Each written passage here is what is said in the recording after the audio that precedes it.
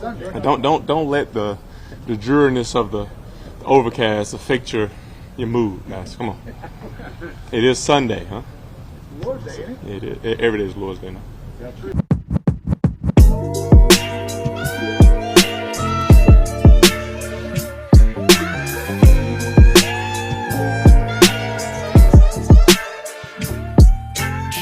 You heard Jameis. Every day is the Lord's Day. Every day is the Lord's Day. And speaking of Lords, Lord Vader, Abdul Carter was on full display again. But before we get into that, hello and welcome to Big Dash Knows. Big Dash knows what? New York Giants football. Let's go. Abdul Carter on full display again. I put out a tweet. I said it's not even fair. There was a spin move today that he had on Jermaine Illuminor, getting pressure on Russell Wilson. It's not fair right now. Abdul Carter so far has been everything that we thought he was going to be. Everything. And I love it. But again, I don't want to get too far ahead of myself. Let's go ahead and start from the beginning. Brian Daboll had his presser before practice today. I'm gonna get into some of the notes that I saw from him. The number one question for Brian Daboll today was, how was Brian Burns doing and how was Wan'Dale Robinson doing? Gave us fantastic news. Neither one had a concussion, so no issue there. Both were going to be back at practice, but both are also going to be limited. We did see both guys in individual drills. They held Brian Burns out of team drills, and unfortunately, Wan'Dale Robinson actually went down again in practice today. He ended up bumping knees or colliding knees with Dane Belton, went down and then hobbled off of the field. He never left the field though, and he was spotted on the bikes, at the end portion of practice. So that's a good sign to me that he never left the field and he was actually on the bikes later on in practice to try to stay loose. Good signs there. Jalen Hyatt. Also, Brian Daboll said that he was also going to be limited, but also he might be able to ramp up depending on how he looks in the earlier portions of practice.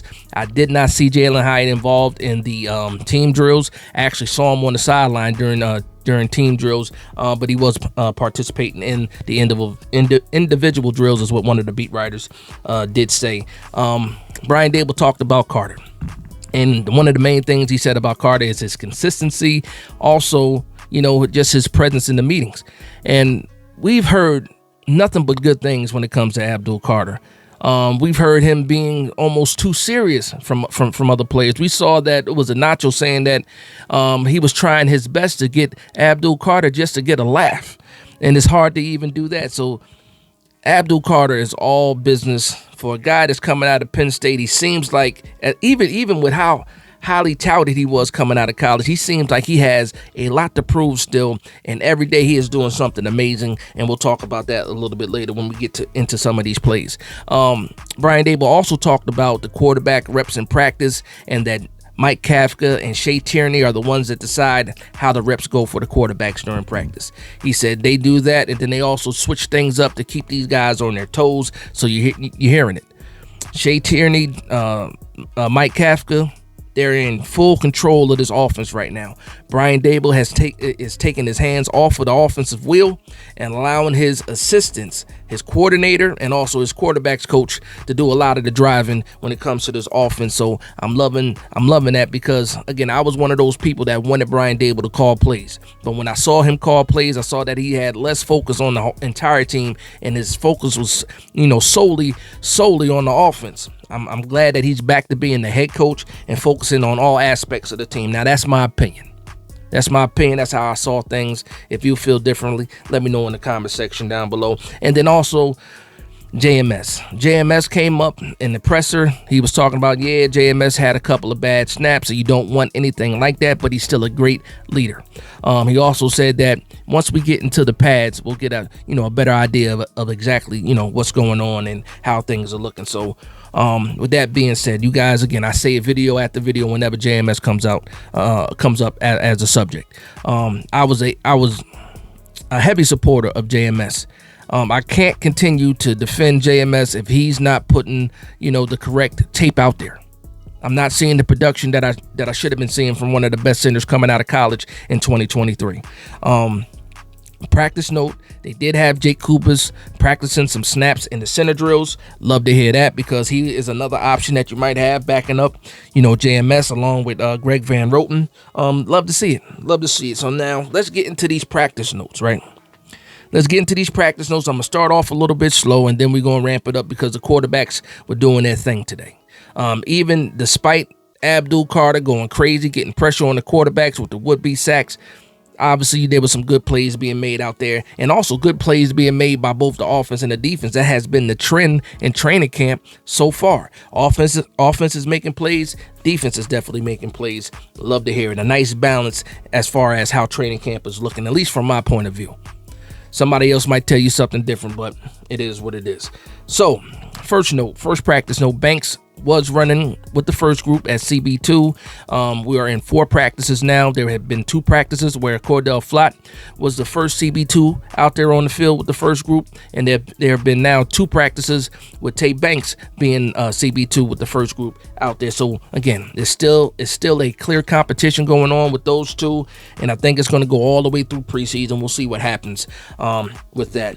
Already talked about Cooper's taking snaps today. Wan'Dale Robinson, already talked about him getting hurt again today. Let's get into some of these passes.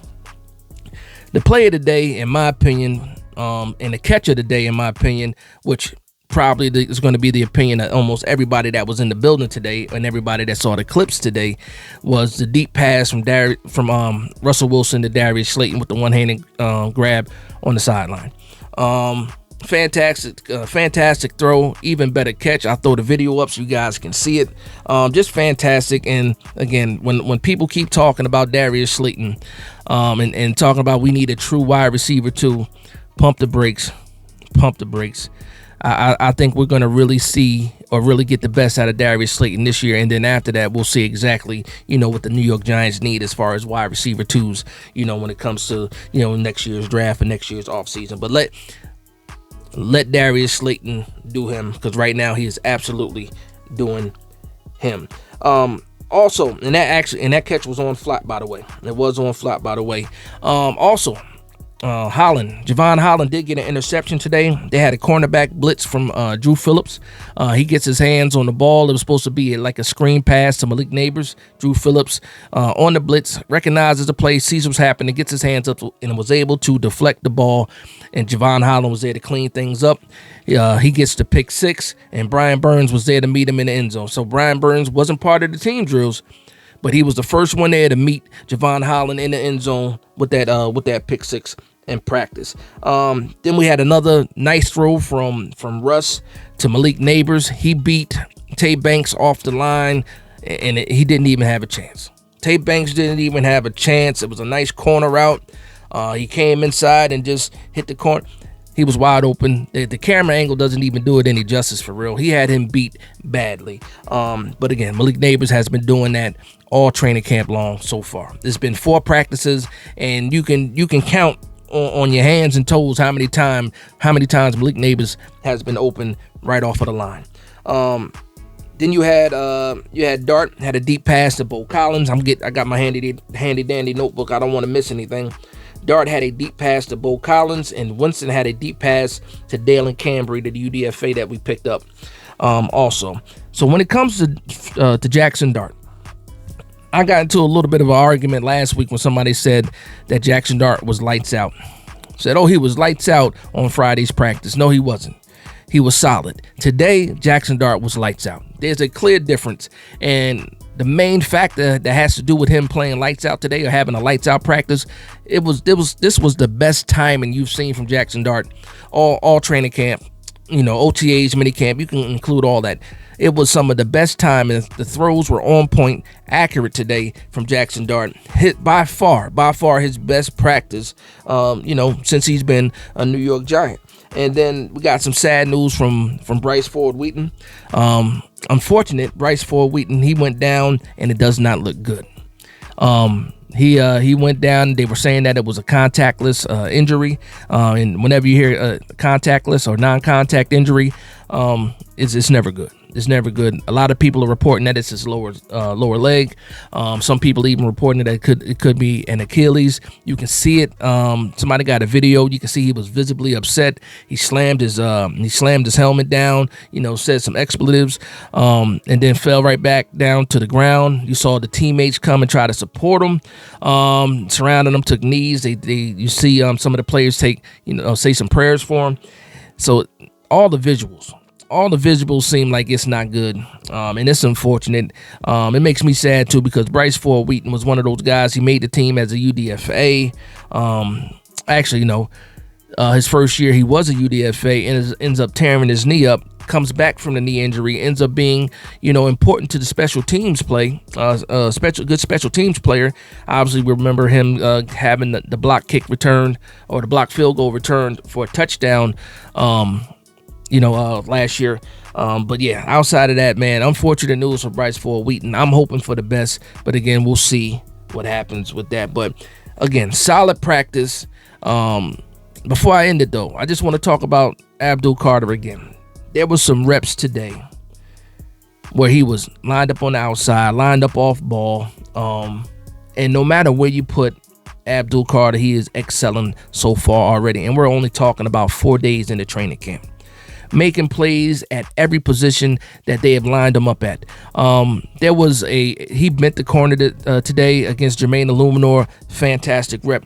A little bit later, there's a spin move that he had on Jermaine Illuminor, putting pressure on Russell Wilson. It's just crazy. And I put out a tweet. I said the New York defense is so back. We are so back. Listen to me. A lot of people say this time a year, when it's the summer, you can get overly excited about what you're seeing, because again, this is just practice. I don't care what it is. When you look at Abdul Carter and some of these plays, it's different. It's different. He's different. The speed is different. I can't wait till tomorrow, because it's the first day of pads, and if it looks the same, oh boy, be excited. That's been my motto since training camp started for the fan base. Be excited, because this defense is for real. It is for real. But yeah. So that's going to be the recap for today's practice, day 4 training camp.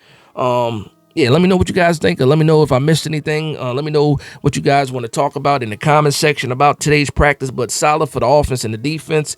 Jackson Dart's best practice so far. And you know what? The quarterbacks had a good day. They stretched the field a little bit, working out at their own 40.